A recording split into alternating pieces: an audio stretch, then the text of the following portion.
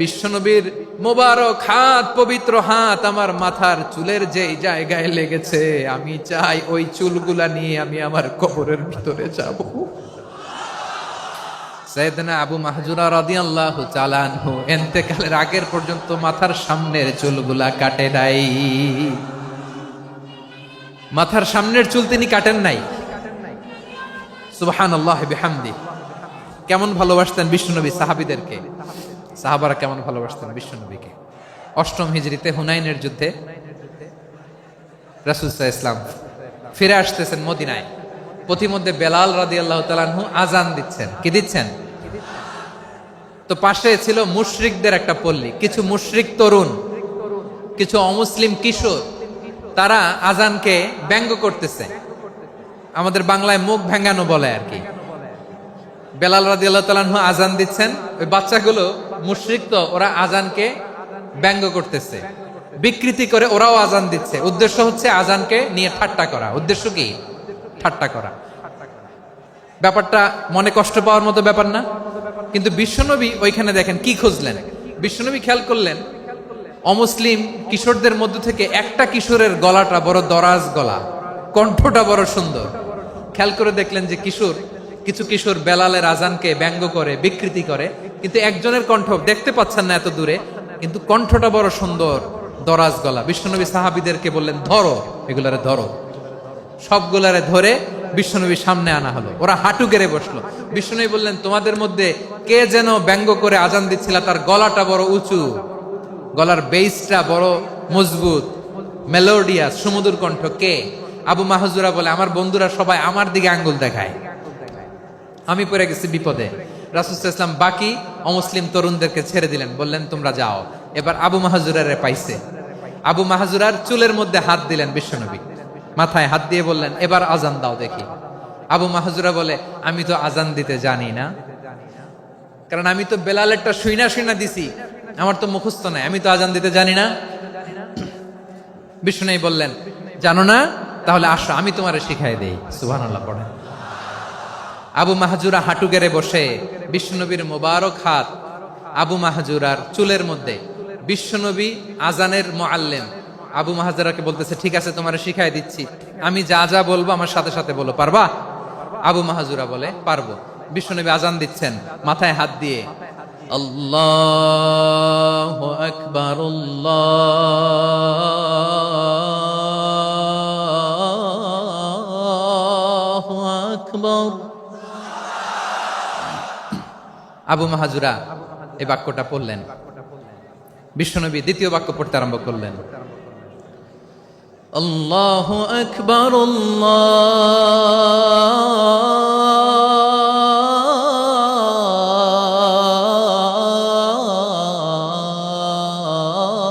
আল্লাহু আকবার। আবু মাহজুরা এই বাক্যটা বললেন। বিশ্বনবী আবু মাহজুরার মাথার মধ্যে হাত দিয়ে তৃতীয় বাক্য পড়লেন, আশহাদু আল্লা ইলাহা ইল্লাল্লাহ।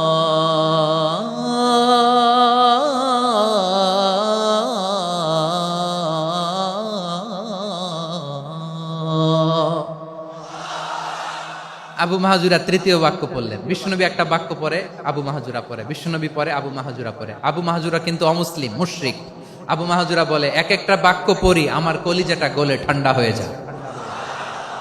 এতদিন মোহাম্মদকে গালি দিতাম, এখন মোহাম্মদ আমার মাথায় যখন হাত রাখছে আমার সারা শরীর ঠান্ডা হয়ে গেছে। বিশ্বনবী আজান শিখাচ্ছেন, একটা একটা বাক্য পড়ে আবু মাহজুরাও পড়ে, বিশ্বনবী পড়ে আবু মাহজুরাও পড়ে। পুরো বাক্যগুলো যখন শেষ, আজান শেষ, আবু মাহজুরাও যখন পুরো আজান পড়লেন, আবু মাহজুরা বললেন, এতদিন মোহাম্মদের চেহারা দেখলে আমার ঘৃণা লাগতো, আজ থেকে মোহাম্মদের চেহারার চেয়ে প্রিয় চেহারা আমার কাছে নাই। আবু মাহজুরা বললেন, ও মুহাম্মদ, আজানের বাক্য তো আপনি আমারে শেখালেন, এখানেই শেষ করবেন না, আপনি আমারে পড়ায় দেন, লা ইলাহা ইল্লাল্লাহু মুহাম্মাদুর রাসূলুল্লাহ সাল্লাল্লাহু আলাইহি ওয়াসাল্লাম। বিশ্বনবীর সাথে দাঁড়িয়ে উনি শাহাদা পড়ে মুসলমান হয়ে গেলেন। এবার আবু মাহজুরা বলে, ইয়া রাসূলুল্লাহ, ইয়া হাবিবাল্লাহ, আমি মুমিন হয়েছি, মুসলমান হয়েছি। আপনার কাছ থেকে আজান শিখার সৌভাগ্য আমি লাভ করেছি নবী। আমার কণ্ঠের বড় তারিফ করেছেন আপনি, আমার আজানকে আপনি পছন্দ করেছেন। একটা জিনিস আপনার কাছে চাই, আপনি আমাকে মক্কার মসজিদুল হারামের মুয়াজ্জিন হিসেবে অ্যাপয়েন্ট করে দেন। বিষ্ণু ইসা ইসলাম বললেন, যাও আবু মাহজুরা, আমি তোমাকে পৃথিবীর শ্রেষ্ঠতম মসজিদ মক্কার মসজিদুল হারামের মুয়াজ্জিন হিসেবে অ্যাপয়েন্ট করে দিলাম। দেখছেন কিভাবে ট্যালেন্ট হান্টিং করতে হয়, কিভাবে হিউম্যান রিসোর্স মানব সম্পদকে ব্যবহার করতে হয়। আসছিল আজানকে ভেঙাইতে, আসছিল কেন? আজানকে ব্যঙ্গ করার জন্য, বিকৃত করার জন্য। আজানকে বিকৃত করতে যে ইসলামের সবচেয়ে শ্রেষ্ঠ মসজিদের মুয়াজ্জিন হয়ে গেল। পড়েন সুবহানাল্লাহ। হযরত আবু মাহজুরা রাদিয়াল্লাহু তাআলা আনহু ওনার এই সুললিত কণ্ঠ ব্যবহার করে মসজিদুল হারামে এত সুন্দর করে আল্লাহু আকবার বলে আজান দিতেন। মানুষগুলোর, মুসল্লিগুলোর, মক্কাবাসীর হৃদয়কে তিনি বিগলিত করে দিতেন। মানুষের হৃদয়কে ঠান্ডা হয়ে যেত। শুধু এখানেই শেষ না আমার যশোরের ভাইয়েরা। বিশ্বনবী যখন সাইয়েদনা আবু মাহজুরা রাদিয়াল্লাহু তাআলা আনহুকে আজান শিখাচ্ছিলেন, বলেন তো বিশ্বনবীর হাতটা কোথায় ছিল? আবু মাহজুরার মাথার সামনে, এই চুলের উপরে ছিল।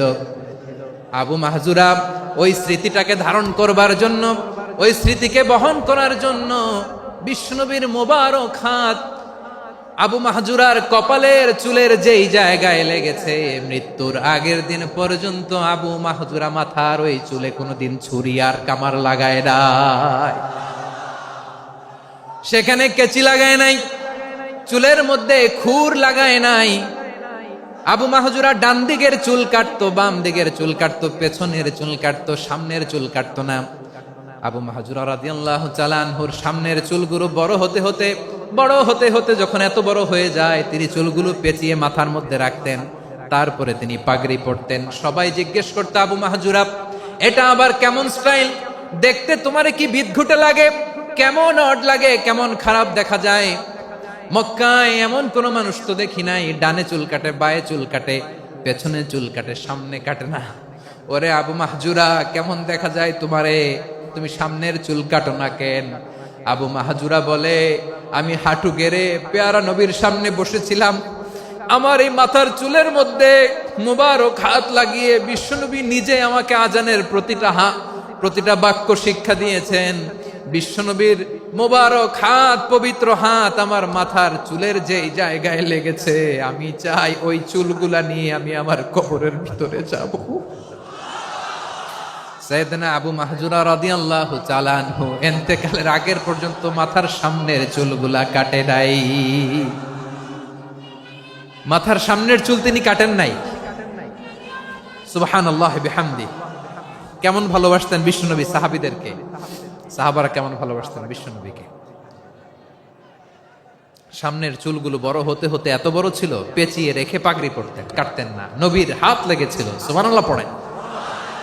তাহলে what is the lesson? Moral of the story কি? মোরাল অফ দ্য স্টোরি হচ্ছে, আসছিল আজানকে ব্যঙ্গ করার জন্য, বিকৃত করার জন্য, হয়ে গেল মসজিদুল হারামের মুয়াজ্জিন। দেখেন বিশ্বনবী একটা খারাপ সিচুয়েশনের মধ্যে থেকে কি ভালো জিনিস বের করে আনলেন। আমি যে শুরুতে বলেছি কিভাবে তিনি হিউম্যান রিসোর্সকে ডেভেলপ করেছেন, ম্যানেজ করেছেন। তিনি যে চৌকস ট্যালেন্ট হান্টার ছিল, দেখেন সবার মধ্যে থেকে এর বাছাই করে মুয়াজ্জিন বানাই দিয়েছেন। সুবহানাল্লাহ পড়েন। তার মানে এই না সবাইরে ধরে ধরে উনি মুয়াজ্জিন বানাইছেন। যার যেই ট্যালেন্ট আছে তাকে ওই কাজে অ্যাসাইন করেছেন। যার যেই প্রতিভা আছে তার প্রতিভাকে ইসলামের কাজে লাগিয়েছেন। সুবহানাল্লাহ পড়েন।